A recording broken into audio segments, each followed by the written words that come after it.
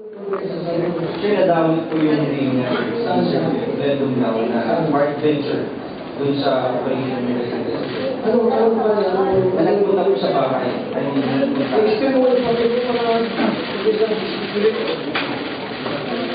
Bakit nadawit yung pangalan mo yung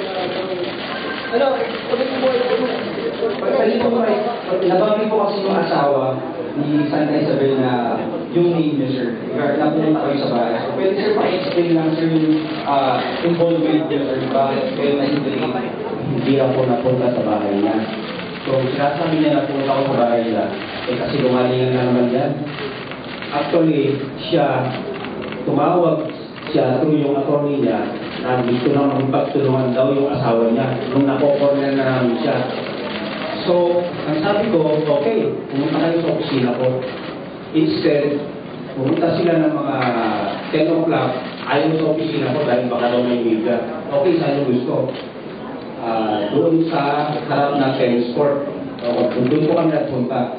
And then, nung kausap ko yung attorney niya, at saka siya, tinanong ko, saan si Ricky? Wala. Then, right then and there, sabi ko sa attorney niya, ito lang ang parameters ko. Una, kailangan ko ng proof of life ng asawa. Nasaan?